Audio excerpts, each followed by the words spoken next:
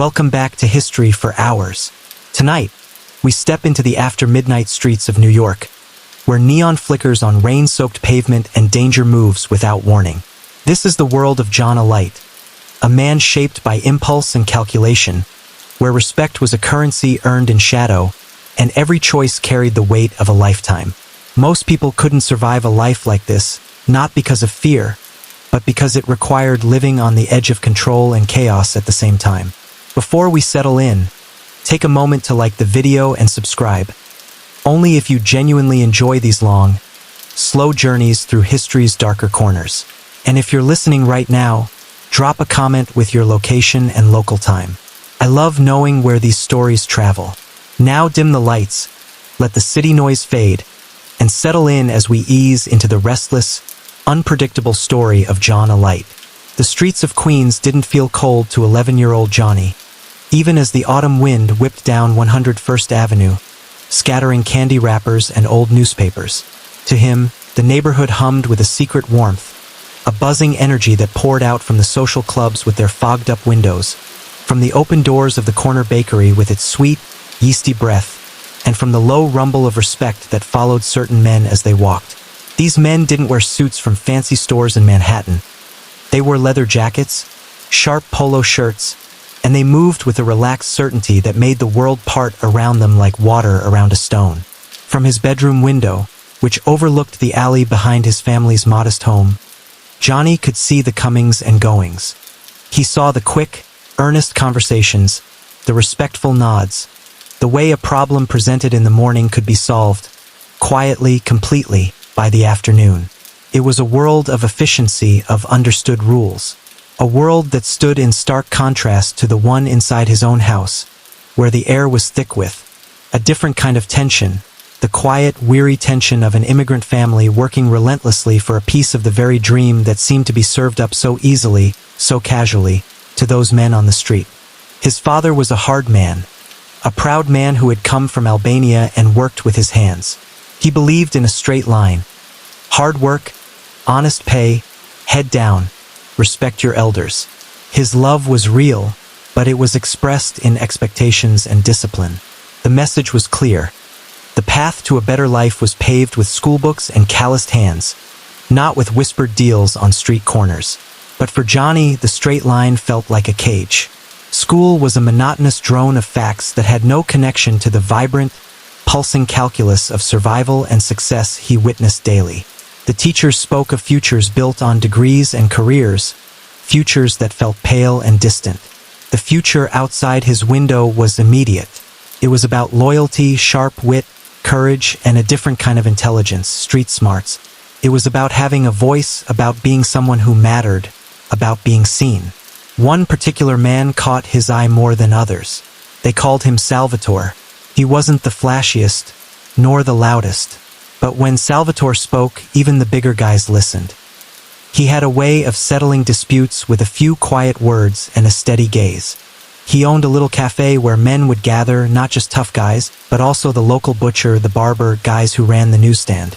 He was a pillar, but a different kind than Johnny's father. Salvatore's pillar held up an entire unseen world. One afternoon, carrying groceries for his mother, Johnny fumbled the bag at the corner. Cans of tomatoes and a jar of gravy rolled into the gutter. As he scrambled, red-faced, a pair of polished leather shoes stopped in front of him. A hand, adorned with a single heavy gold pinky ring, reached down and picked up the unbroken jar. "Looks like you've got your hands full, kid." Johnny looked up. It was Salvatore. Up close, the man was even more imposing. His face was weathered, but his eyes were alert, intelligent, and curiously kind. "Thanks, sir," Johnny mumbled, stuffing Ken's back into the torn bag. "Sir." Salvatore gave a short, genuine laugh. "Call me Sal. You're the Alite boy, right? Your father, he's a good man. Works hard." Johnny nodded, surprised he was known. "Yes, sir. I mean Sal." Salvatore looked at him, not through him. He didn't see just a clumsy kid. He seemed to see the conflict, the restless energy. "A strong boy like you shouldn't be afraid of a few groceries. The world is heavier. Remember, it's not the stumble, is how fast you get back up. And if you're smart, you learn why you stumbled so you don't do it in a bigger spot. He handed Johnny the jar, gave him a firm pat on the shoulder that felt like a bolt of electricity, and walked into his cafe. Johnny stood there, the weight of the groceries suddenly insignificant. The man had spoken to him like he was someone who could face heavier things. He hadn't offered empty sympathy, he'd offered a principle, a code. That night at dinner, the straight-line tension felt more suffocating than ever. His father asked about school. Johnny gave one-word answers, his mind replaying the brief encounter on the street, the respect in Sal's voice, the weight of that hand on his shoulder. "You need to focus, John," his father said, his accent thickening with intensity. "This life, it is not a game. You get one chance to build something true." Johnny looked at his plate, the gravy suddenly reminding him of the jar from the gutter. He nodded, but he wasn't agreeing. He was calculating. His father spoke of building something true. Johnny, his heart pounding with a new, forbidden understanding, was starting to believe that truth, like strength, came in different forms. And the form he was drawn to wasn't found in school books. It was found in the keen eyes of men who understood the real weight of the world, who carried themselves like kings on the crowded, vibrant, and unforgiving streets of Queens. He didn't know it yet, but the stumble with the groceries was over. John Alite, the boy, was getting back up, and he was about to start learning his lessons in a much bigger spot. The classroom of the streets was now in session, and its most compelling teacher had just given him his first unforgettable lesson. The lesson from Salvatore wasn't just words. It was a key that unlocked a new way of seeing.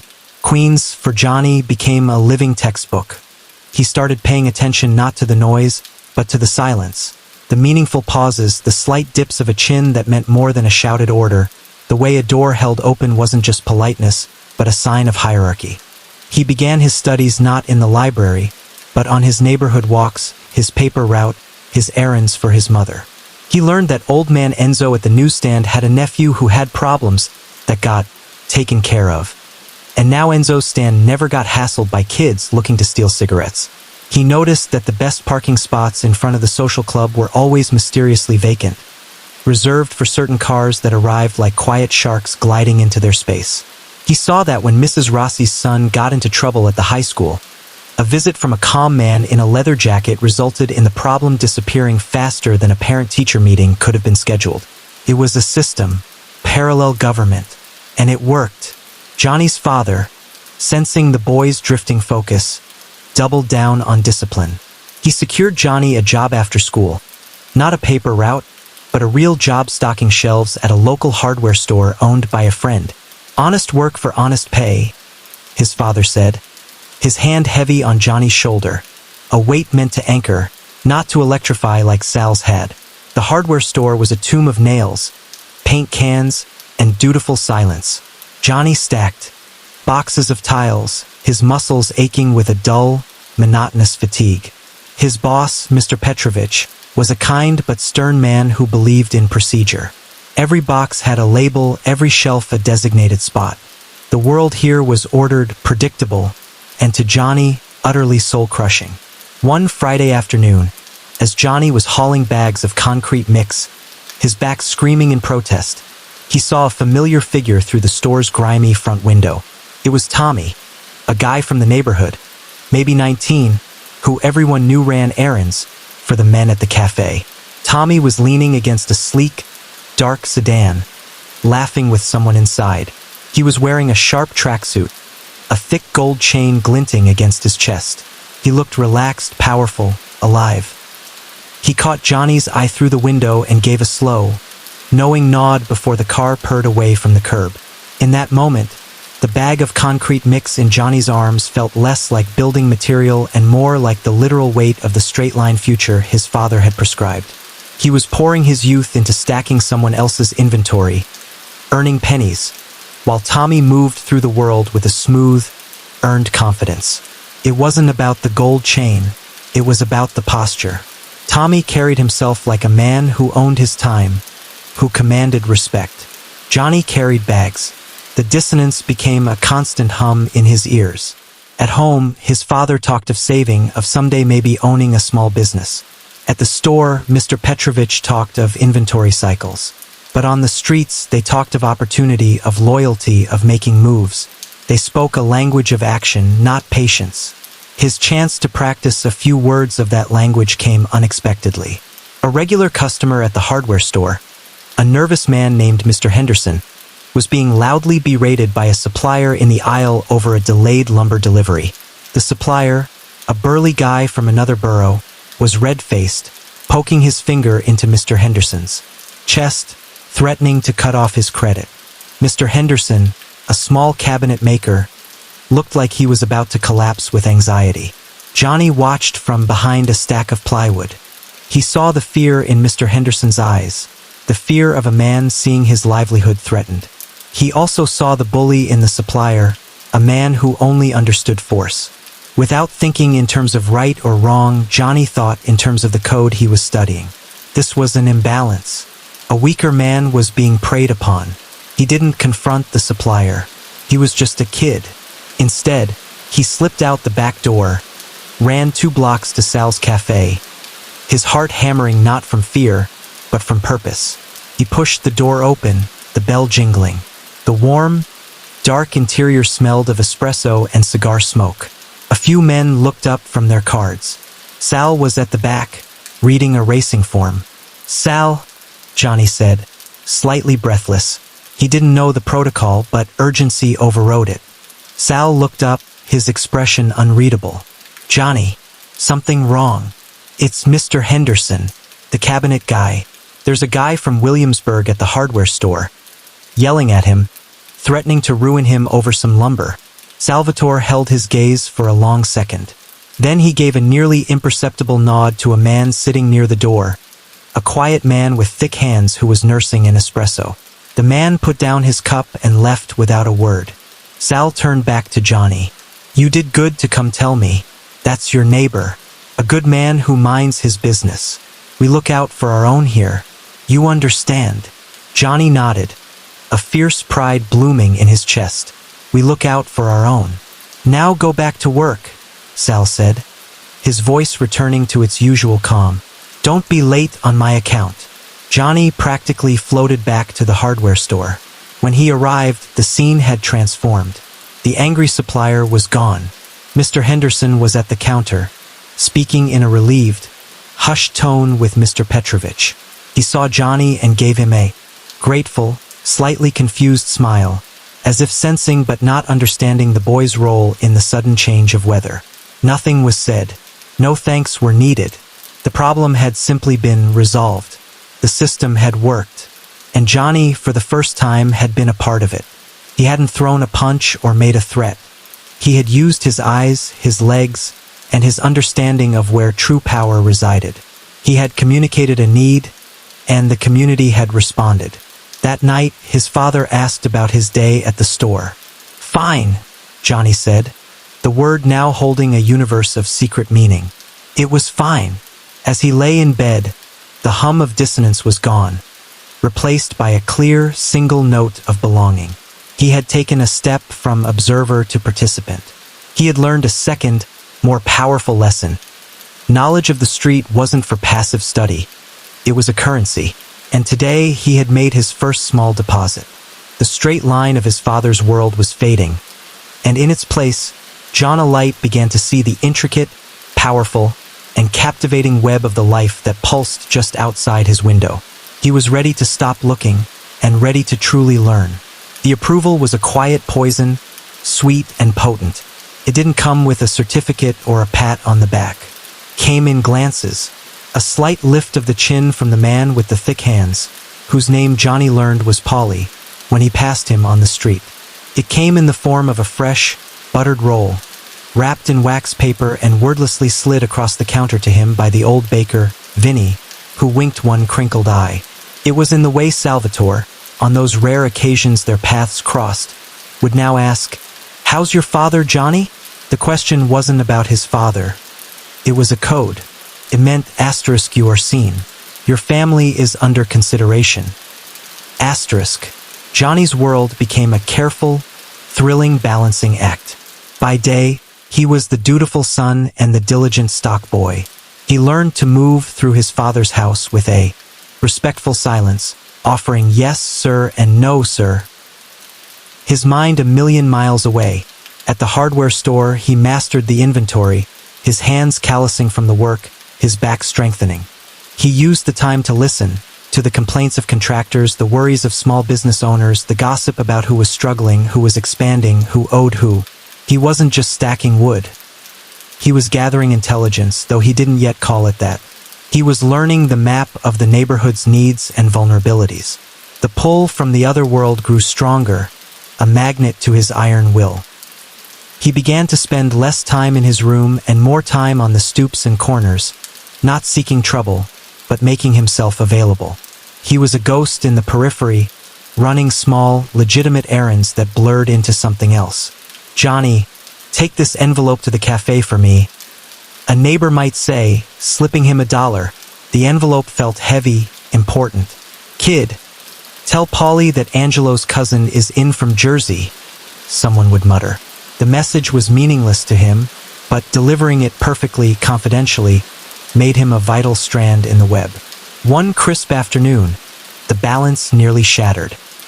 He was walking home from the store, his mind replaying a moment from earlier. A fleeting, approving nod from Salvatore himself, who had been driving past in his Cadillac. Johnny's heart was light, his step quick. Turning onto his block, he froze. Parked in front of his house was his father's beaten-up work van. And leaning against it, deep in a conversation that looked intensely serious, was his father and Salvatore. A bolt of pure, electric terror shot through Johnny. His two worlds, orbiting in separate galaxies he worked so hard to keep apart, had collided with a silent, catastrophic crash right on his own front lawn. His feet felt rooted to the pavement. He imagined his father's disappointment, his rage. He imagined Salvatore's cool dismissal, seeing him as just a kid who lived in a house, not a potential part of the street. He watched, helpless. His father's posture was not angry, but it was stiff, respectful. He was listening, his head slightly bowed. Salvatore was speaking calmly, one hand making a gentle, open-palmed gesture. Then Salvatore reached into his jacket pocket. Johnny's breath hitched, but what he pulled out wasn't anything ominous. It was a business card. He handed it to Johnny's father, who took it, looked at it, and nodded slowly, a look of profound relief washing over his weathered face. Salvatore clapped him once, firmly on the shoulder. That same electric, weighty gesture Johnny knew. Got into his car and drove away. His father stood there for a long moment, staring at the card.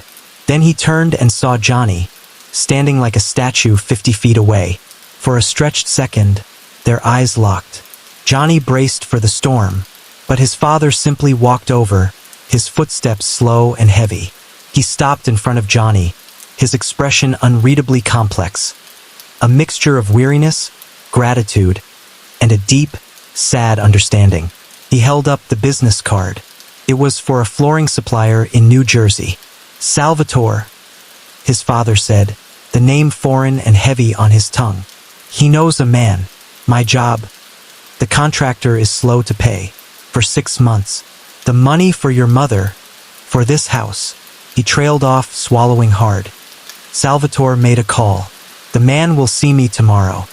He will give me a fair price for materials, so I can finish my jobs and pay my men." He looked at his son, really looked at him, and Johnny saw not anger, but a dawning, heartbreaking comprehension. His father understood the currency Johnny had been dealing in. He understood that the respect Johnny had garnered on these streets had just been spent, not on sneakers or flashy clothes, but on saving his family's livelihood. "He asked about you," his father said, his voice low. "He said you are a good boy, sharp, that you look out for people." He paused, the next words seeming to cost him immense effort. "This life, John, the men who helped me today, it is not a simple life. The price of their help is not always on an invoice. Do you understand?" Johnny nodded, his throat tight. He understood perfectly. The price was loyalty. The price was belonging. The price was becoming. His father had just accepted help from the very world he feared, and in doing so had irrevocably shown Johnny its real, tangible power. It wasn't just about intimidation. It was about solutions. Could build things, not just break them. That night, the silence at the dinner table was different. It wasn't filled with the tension of opposing dreams, but with the heavy acknowledgement of a debt incurred. His father was saved, but he was also indebted. And Johnny, by his mere association, was the broker of that debt. As he lay in bed, the terror had melted away, replaced by a solid, crystalline clarity. The collision hadn't destroyed his path. It had paved it. He had seen the mechanism work at its highest level. Influence traded, a problem solved, a balance restored. His father's straight line had just been bent, saved by the very curve he despised. Johnny closed his eyes, no longer a boy torn between two worlds. He was now a bridge between them, and he knew, with a certainty that chilled and excited him, which side of that bridge held the real blueprint for the future. The lesson was no longer about observation or small favors.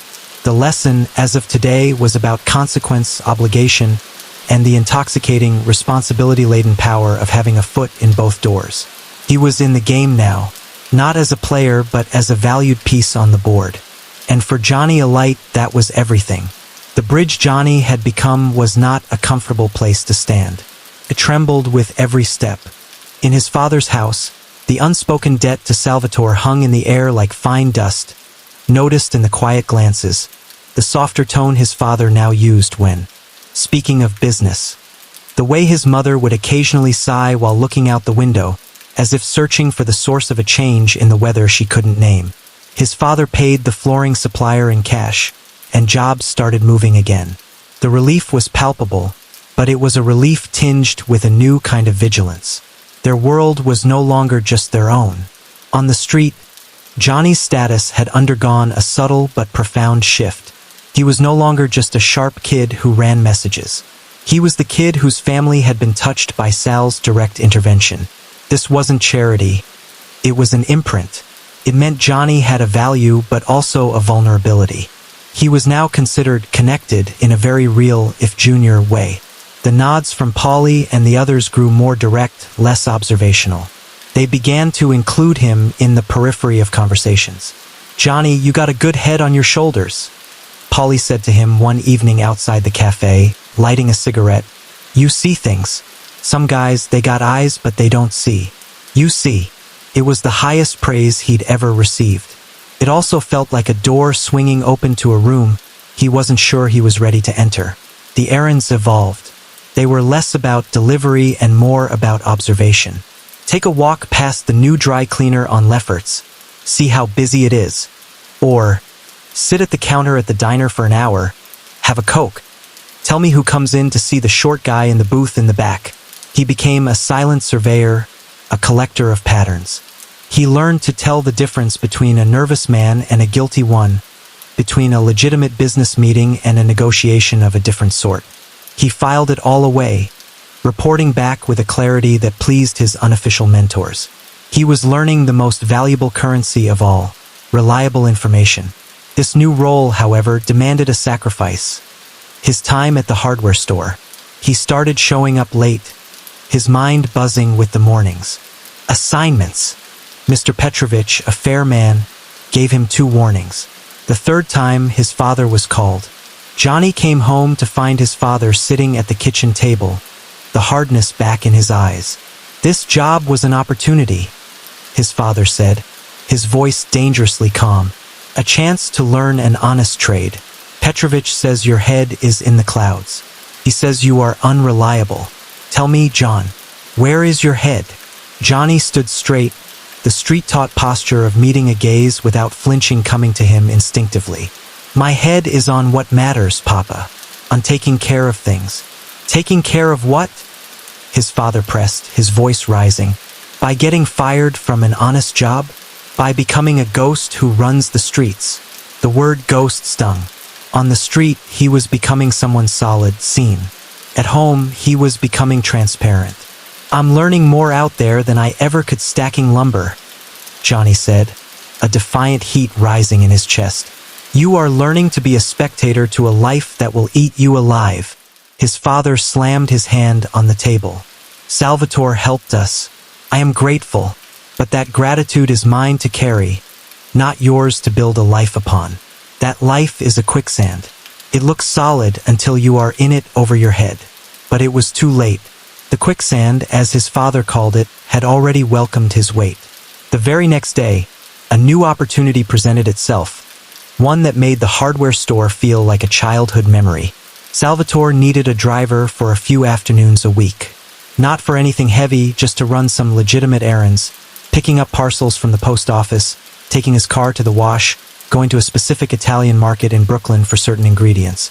"You have a license, you're a careful kid, and you're discreet," Sal said, as if it were the most normal job offer in the world.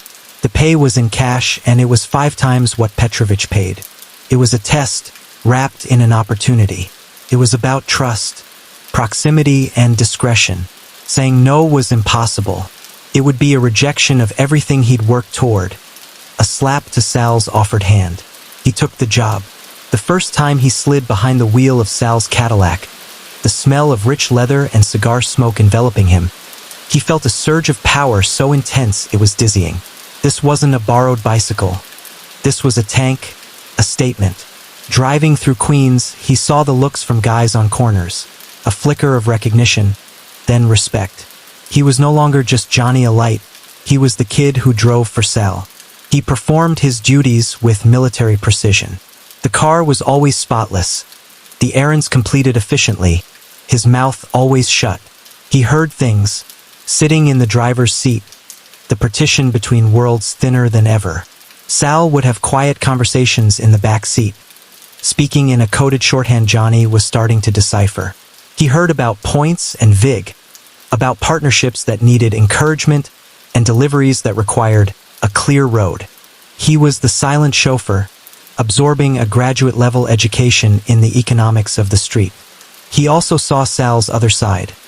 The way he handed envelopes to widows of former associates, his quiet donations to the church festival, the genuine care he showed for the old-timers in the neighborhood. It was a complex portrait of power, one that insisted it was not just about taking, but also about providing, about being a pillar. One afternoon, after a series of errands, Sal didn't direct him back to the cafe. Instead, he said, "Drive to Hempstead. Take the Parkway." They drove in silence for 20 minutes before Sal spoke. His voice reflective. "Your father is a good man, Johnny. Proud man. This life, he sees the danger and he is right to see it. But he doesn't see the structure, the order. In a world that is chaos for people like him, waiting for checks, begging for fairness, we provide a different kind of order. Not the city's order. That order has a cost, but it also has a reward." Johnny kept his eyes on the road, his knuckles white on the wheel. This was the first time Sal had spoken so directly about the life. "The key," Sal continued, "is to understand the cost before you agree to pay it. Some guys, they see the car, the suit, the respect. They want the reward without counting the cost. They are children. You are not a child, Johnny. You have eyes that see." He paused, letting the weight of the words fill the quiet car. The hardware store was a cost. A small one. You paid it.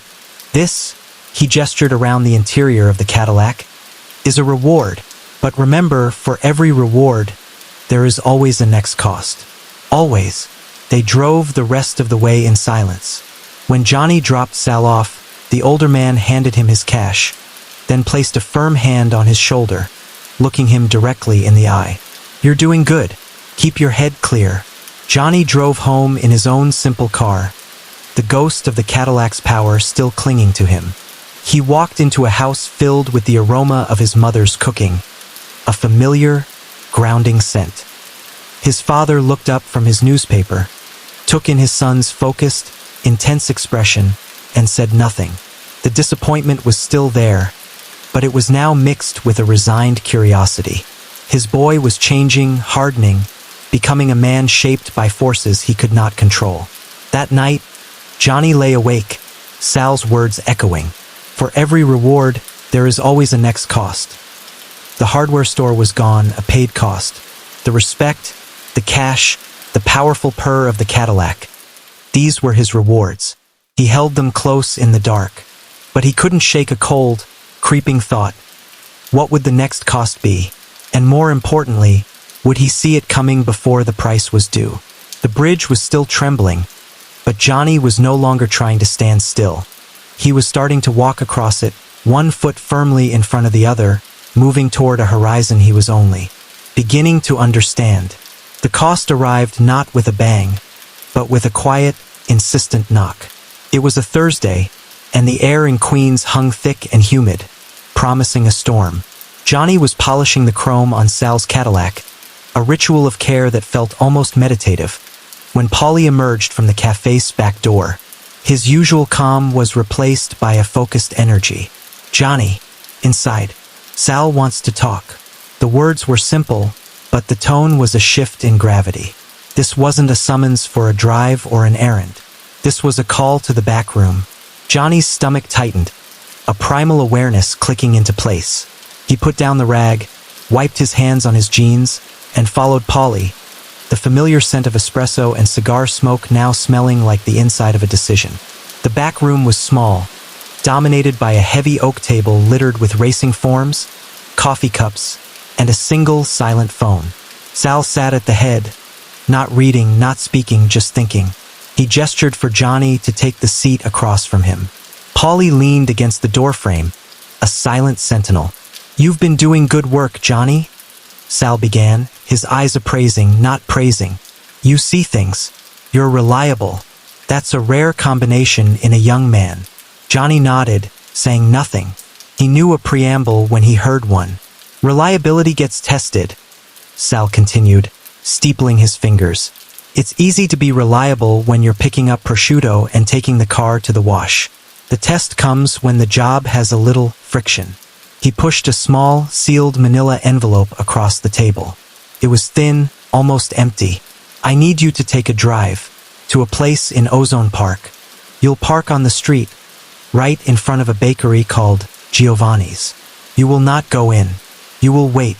A man will come out. He'll be wearing a gray cap. He will get into the passenger seat of your car. You will give him this envelope. He will give you a different envelope. Then you will drive him 3 blocks to a bus. Stop. He gets out. You drive away. You come straight back here. You don't open the envelopes. You don't ask questions. You don't engage in conversation. You are a courier, a ghost. Do you understand the job?" Johnny's heart was a drum against his ribs. This was it. The line. The hardware store was a memory. Driving the Cadillac was a privilege. This was work. Real work. It was a transaction shrouded in procedure, designed for deniability and speed. The friction Sal mentioned was the unspoken risk. The risk of the unknown man, of the exchange being watched, of something going wrong. He looked at the envelope. It wasn't heavy, but it seemed to carry the weight of his old life. To take it was to cross a threshold from which there was no polite return. His father's warning about quicksand echoed in his mind. But then he looked at Sal, at the calm, expectant certainty in the man's eyes. This was the cost of the respect, of the belonging, of the power that thrummed through the leather steering wheel. This was the next invoice, due upon receipt. "I understand," Johnny said, his voice surprisingly steady. He picked up the envelope, felt cool and smooth. "Good," Sal said, a hint of satisfaction in his eyes. He gave an address and precise instructions. "Keep your head. Use your eyes. This is a simple transaction between businessmen. Nothing more." The drive to Ozone Park felt endless. Every traffic light was an interrogation. Every pedestrian glancing at the car felt like a potential threat. He was hyper-aware of everything, his senses sharpened by a potent mix of fear and focus. He found Giovanni's bakery. The sweet, yeasty smell wafting from it was a grotesque contrast to the acid churning in his gut. He parked, exactly as instructed. He waited. 5 minutes that felt like 5 hours. Then the door to the bakery opened, and a man in a gray cap stepped out. He didn't look around. He walked directly to Johnny's car, opened the passenger door, and slid in. He was middle-aged, with a tired face that gave nothing away. Wordlessly, Johnny handed him the manila envelope. The man took it, opened his own jacket, and pulled out a thicker, letter-sized envelope. He placed it on the seat between them. Not a word was spoken. "Drive," the man said, his voice a dry rustle. Johnny pulled away from the curb, his movements automatic. He drove the 3 blocks, his mind a blank screen. He stopped at the bus stop. The man got out, closed the door gently, and melted into the afternoon foot traffic without a backward glance. Johnny drove. He didn't speed. He didn't relax until he was back in familiar Queens territory, pulling into the alley behind the cafe.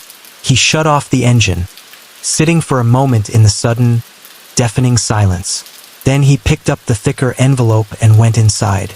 Sal and Polly were exactly where he'd left them. Johnny placed the envelope on the table in front of Sal. Sal didn't touch it. He looked at Johnny's face, reading the story written there in the pale skin and wide eyes. "Everything smooth?" Sal asked. "Yes," Johnny said. "No problems." Sal nodded slowly. He finally picked up the envelope, slid it open with a letter opener, and glanced inside. He didn't count, just confirmed the contents. He looked back at Johnny, and for the first time, Johnny saw something beyond appraisal or satisfaction. He saw trust. "You did good," Sal said, the words solid and final. "You kept your head. That's the most important thing in this world. Now take the rest of the day. Go home. Have dinner with your family." It was a dismissal, but also a reward. The job was done. The test was passed. Walking home, the storm finally broke. Warm summer rain poured down, soaking Johnny to the skin. He didn't run. He let it wash over him, a baptism of cold reality. He had done it. He had crossed the line. He wasn't a spectator anymore. He was a participant. The envelope hadn't contained anything he could see, but it had contained his future. That night at dinner, the rain drumming on the roof, his father asked, "You're quiet. Everything okay at your job?" Johnny looked up, meeting his father's concerned gaze. He saw the man who had worked with his hands, who had carried the weight of a family, who had accepted help from a shadowy source to survive. He saw the cost his father had paid for his own pride. "Yeah, Papa," Johnny said, the lie tasting like ash and ambition. "Everything's okay. Just a long day." He had passed Sal's test.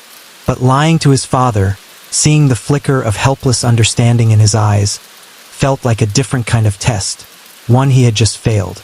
The reward was Sal's trust. The cost was a piece of his own soul. As he listened to the rain, Johnny Alite understood the equation for the first time. The numbers were starting to add up, and he was no longer sure if the balance was in his favor. The bridge was behind him now. He was on the other side. The rain washed the streets clean, but it couldn't touch the new stain on Johnny's conscience. The lie to his father sat inside him like a cold, smooth stone. Yet, around that stone, something else was growing.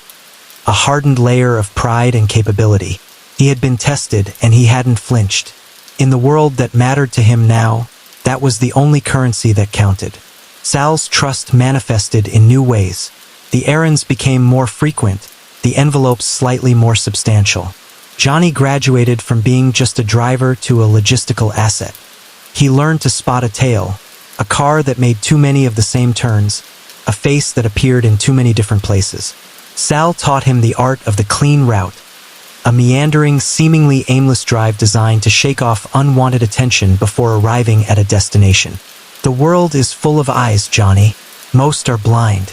But you only need one pair of smart eyes on you to have a problem. Your job is to move like a ghost, even in broad daylight. Johnny absorbed it all. He found he had a knack for it. The hyper-awareness that had once been fueled by fear was now a calibrated skill. He could remember license plate numbers after a glance, recall the clothing of someone who'd passed him hours earlier.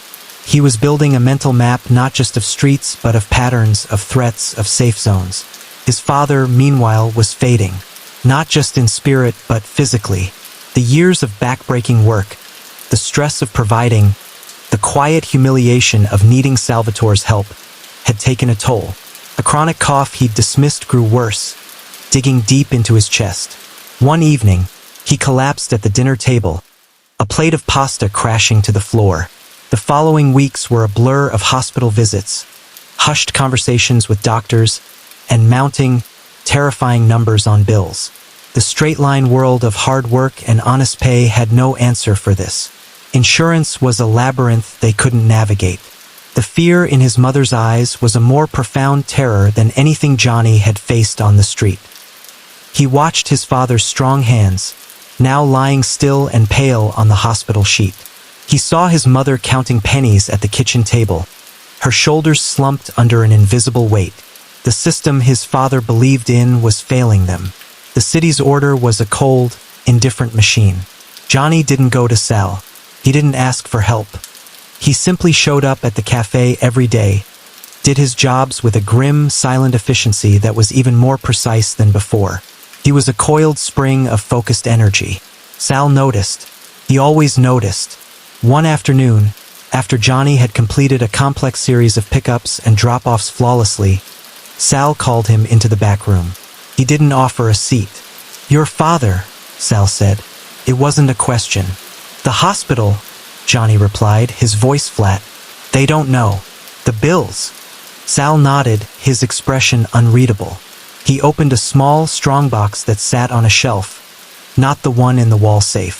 This was different. From it, he took a thick, white business envelope, bulging with a shape that was unmistakable. He held it out.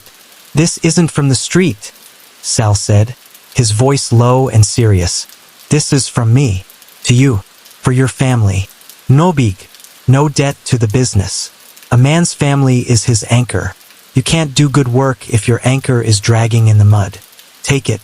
See that your father gets the care he needs." Johnny stared at the envelope. This wasn't like the transaction for his father's business. That had been a favor, a manipulation of commerce.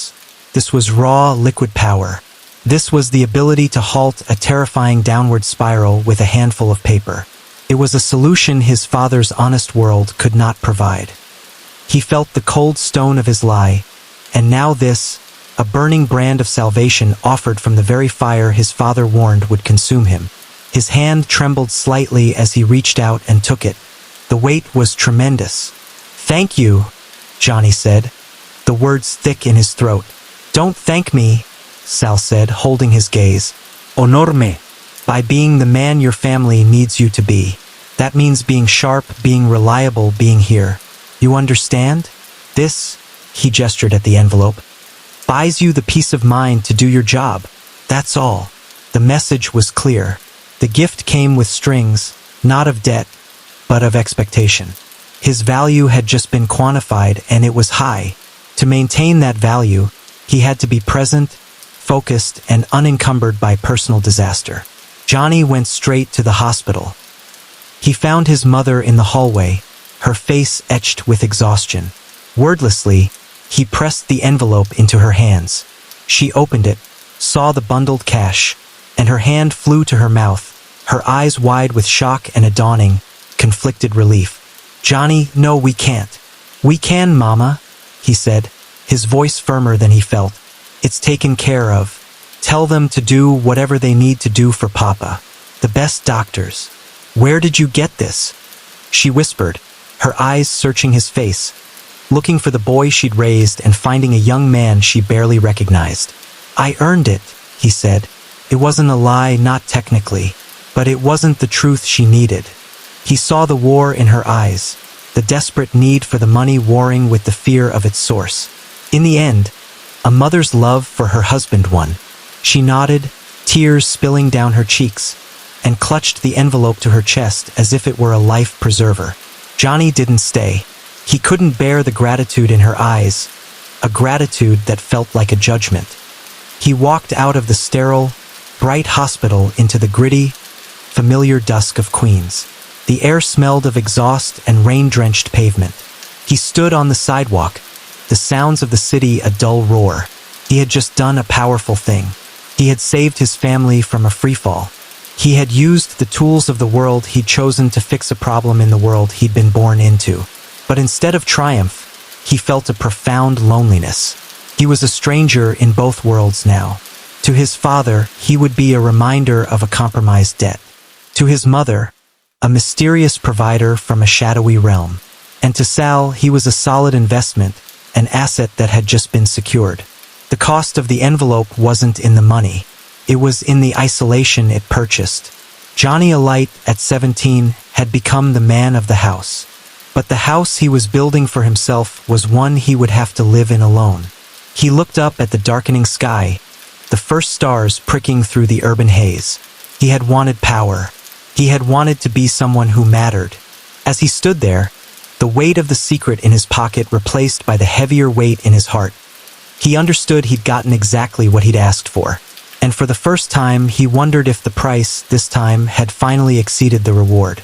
The money was a miracle and a curse. In the sterile world of the hospital, it worked immediate magic. His father was moved to a better room with a window that actually opened. Specialists appeared, their attitudes shifting from dismissive to attentive. Tests were run, a clearer diagnosis was reached. A severe pneumonia compounded by exhaustion and a previously undetected weakness in his lungs. The treatment was aggressive, and within a week, the gray pallor began to leave his father's face, replaced by a weary but living pink. Johnny visited every day after his work. He would sit in the new, quieter room, the envelope of cash having purchased this silence, and make stilted conversation. His father was too weak to ask many questions, but his eyes, now clearer, held a persistent, unspoken inquiry. They would linger on Johnny's new watch, a sturdy, expensive-looking thing Polly had given him for good work. They would note the cut of his jacket, no longer a kid's windbreaker but a tailored leather one that spoke of serious money. The gifts of the trade were becoming visible, branding him. "You look well," his father said one afternoon, his voice a raspy whisper. "I'm good, Papa. Just working." For Salvatore, it wasn't a question. Yes. His father turned his head to look out the window at the slice of Queen's skyline. "The medicine they give me now, it is strong. Very expensive." Johnny said nothing. The silence between them was filled with the hum of the four-pump, a mechanical heartbeat measuring out the cost of his new life. "I did not want this for you," his father finally said, his voice thick with emotion. "To be beholden." "You're getting better," Johnny countered, his tone firm, final. "That's what matters." It was the end of the discussion. The unspoken agreement was sealed. His father would accept the salvation, but he would never accept the Savior, or the path his son had taken to become one. A canyon opened between them, spanned only by the fragile bridge of a father's love and a son's stubborn protection. With his father on the mend, Johnny's focus sharpened to a razor's edge at work. Sal noticed the change. The boy's gratitude had been transformed into a steely, unwavering dedication. He was no longer just reliable, he was proactive. He started anticipating needs, having the car serviced before Sal mentioned it, remembering which associates preferred which brand of cigar, mapping out alternate routes in his head before they were even needed. Sal decided it was time for a new kind of education. One evening, instead of sending Johnny on a drop, he had him sit in on a meeting. It was in the back room with two other men Johnny knew by reputation only, a quietly intense man named Carlo who handled union discussions, and a fast-talking, impeccably dressed man named Victor who dealt with nightlife. The conversation was a masterclass in oblique language. They discussed a restaurant that was struggling with supplier issues. They talked about a construction site experiencing labor delays. They mentioned a bar whose music license was being reviewed by unfriendly people. To an outsider, it sounded like a group of concerned businessmen brainstorming solutions. But Johnny, with his trained ear, heard the subtext. Each problem was an opportunity for intervention. Each solution involved the application of a specific kind of pressure or the offering of a specific kind of protection. Sal presided not as a dictator, but as a mediator. He listened, asked sharp questions, and then made decisions that seemed to balance everyone's interests while ensuring the overall health and profitability of their ecosystem. It was governance. Shadow governance. After the men left, Sal turned to Johnny, who had sat silently in the corner absorbing every word. "You understand what you just heard?" Sal asked. They were talking about problems they can fix, Johnny said carefully. They were talking about services, Sal corrected. The restaurant needs a reliable supplier who won't gouge them. We can connect them with one for a small finder's fee. The construction site needs workers who won't strike. We can provide motivated labor for a premium. The bar needs a friend at the licensing board. We have a friend. Everyone's problem gets solved. Everyone gets what they need. And for facilitating these solutions, for maintaining the peace and the flow, we get compensated. It's a business, Johnny. A service business. It was a breathtaking reframing. The violence, the intimidation Johnny had always sensed lurking in the background, was recast as merely the necessary tool to ensure the delivery of these services. It was about order, Sal insisted. About providing certainty in an uncertain world. The key, Sal said, leaning forward, is to always be the solution, never the problem. The people who come to us, they're already in the storm. We sell them an umbrella. We don't make the rain, but we sure as hell are the only ones with shelter to sell. Johnny nodded. The philosophy was seductive. It made him feel like part of a necessary machine, not a criminal enterprise. He was a problem solver, provider. It justified everything, the envelopes, the secrecy, the lies to his mother. A few days later, Sal gave him a test based on this new lesson. A small, family-owned print shop was behind on its protection payments, not to Sal's direct crew, but to a smaller, rougher group that operated under Sal's umbrella. The printer, a man named Finney, was terrified but stubborn. Go see him, Johnny, Sal instructed. Not with Polly, just you.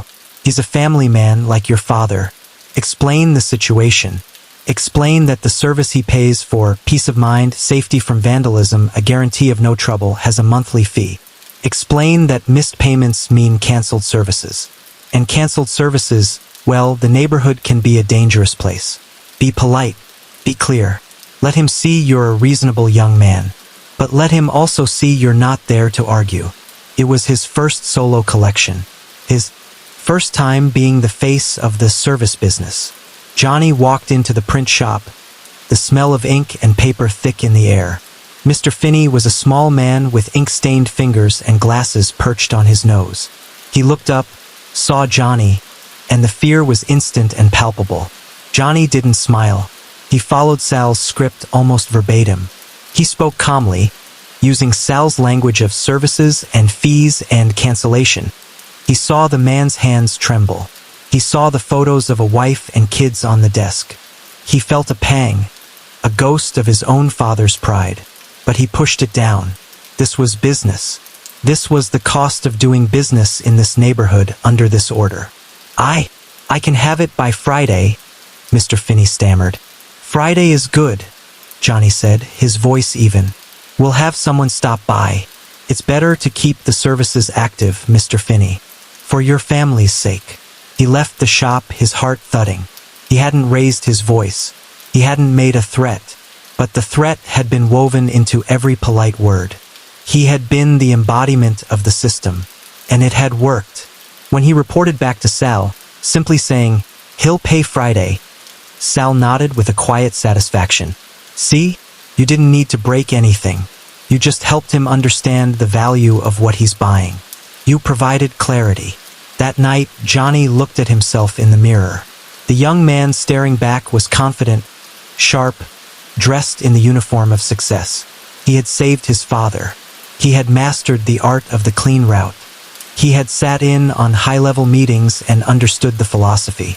He had conducted a collection with cool efficiency. But the eyes that looked back at him held a new darkness, a distance. The boy who felt guilty for lying was gone. In his place was a young man who had learned to justify. He had traded his father's simple, straight-line truth for Sal's complex, powerful logic. He told himself he was building something, providing a service, maintaining order. He was all in. The bridge was burned. The shore he stood on now was Sal's shore. And as he turned off the light, plunging the room into darkness, John Alite understood one final, chilling thing. He no longer missed the other side at all. The polish on Johnny's new life began to develop fine hairline cracks. They were almost invisible, but he felt them, the way a driver feels a subtle vibration in the steering wheel before a serious mechanical failure. The first crack appeared in the form of a misplaced glance. He was with Sal and Polly at a seemingly legitimate business lunch at a steakhouse in Howard Beach. The table was full of laughter and backslapping, discussions of sports and politics. Johnny, as usual, was in a mode of silent observation, refilling water glasses before they were empty, a skill he'd perfected. Across the crowded room, his eyes met those of a man dining alone. The man was in his 40s with a forgettable face, dressed in a simple blazer. He held Johnny's gaze for a second too long. There was no recognition in it, no threat, no friendliness. It was a look of pure clinical assessment, like a biologist noting the behavior of a specimen. Then the man looked down at his newspaper, and the moment passed. Johnny felt a chill that the warm, wood-paneled room couldn't dispel. He mentioned it to Polly in the car afterward. "Probably nobody," Polly grunted, but his eyes scanned the rearview mirror with renewed intensity. "But you did right to say something. That's your job now, kid. Not just to see, but to notice." The incident planted a seed of paranoia that took root. Johnny started seeing nobodies everywhere. A woman loitering too long outside the cafe with a stroller, a utility worker whose hands were too clean. He began to understand that the world wasn't just divided between his crew and rival crews. There was a third entity, a vast, patient, and bureaucratic machine that didn't operate on the rules of respect or service. Operated on evidence, and its gaze was cold and impersonal. The second crack was louder, familial. His father came home from the hospital, a frail echo of the man who had once worked with such formidable physicality. He was grateful to be alive, grateful to his wife, but a stone of silent accusation sat between him and his son. The money that had saved him was a ghost that haunted every room. One evening, Johnny came home wearing a new pair of Italian loafers, a gift from Victor for helping smooth over a dispute at one of his clubs. They were beautiful, soft leather that whispered of a world far from hardware store paychecks. His father, sitting in his armchair, looked at them, then up at Johnny's face. His eyes, once full of fire, were now pools of weary defeat. "Those look expensive," he said, his voice flat. "They're just shoes, Papa." "No," his father corrected softly, shaking his head. "They are not just shoes. They are a receipt. I can see the price tag on them even if you took it off. And I know I am part of that price." The words hung in the air, devastating in their quiet accuracy. There was no anger left in his father, only a profound, soul-deep sadness. It was a judgment far worse than any shout. Johnny had no defense. He went to his room, the fine shoes feeling like lead weights. The final crack, the one that threatened to split the facade wide open, came from within Sal's own world. A new face started appearing around the cafe. A man named Gino, a cousin of someone important from another crew. Gino was Johnny's age but carried himself with a swagger that was all brass, no substance. He talked loudly, made jokes at others' expense, and seemed to view the careful, earned hierarchy around Sal with a dismissive smirk. He was, in street terms, a hothead, and dangerous not because he was tough, but because he was stupid and wanted to prove he wasn't. Sal tolerated him because of family connections, but Johnny could see the irritation in Polly's tightened jaw, the way the other men would subtly roll their eyes when Gino held court. Johnny, schooled in the value of quiet competence, despised him instinctively. The conflict was inevitable. It happened in the alley behind the cafe. Johnny was on his way to retrieve something from Sal's car. Gino was there, leaning against the wall with two of his friends, blocking the path. "Well, look who it is," Gino sneered. "The chauffeur. The ghost. Sal's little errand boy." Johnny said nothing. He went to move past. Gino shifted, cutting him off. "What, you don't talk? You just drive and listen? You like being a fly on the wall, hearing things you shouldn't?"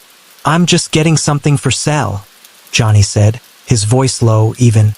"See, that's your problem," Gino said, stepping closer, his breath smelling of cheap beer. "You got no voice. You're a shadow." You think because you drive the car, you're important? You're just useful. A tool. Every instinct Sal and Polly had drilled into him screamed to walk away, to de-escalate. But the insults landed on the fresh wounds left by his father's sadness and the paranoia of the nobody's gaze. They touched the raw, young pride underneath his professional calm. "Move, Gino," Johnny said, the temperature in his voice dropping. "Or what? You'll go cry to Sal? You'll tattle?" Gino laughed, looking to his friends for approval. Johnny didn't tattle. He didn't cry.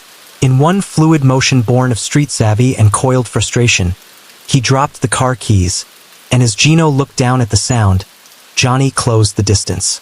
There was no wild swing. He drove his shoulder into Gino's chest, pinning him against the brick wall. His forearm pressed hard against Gino's throat, not enough to choke, but enough to silence. He spoke directly into Gino's shocked, reddening face, his voice a venomous whisper. "I'm the shadow that sees everything. I'm the ghost that knows where you live, who you talk to, where your mother shops. You're a loud joke. I'm a quiet fact. Now you're going to step back, and you're never going to block my path again. You understand?"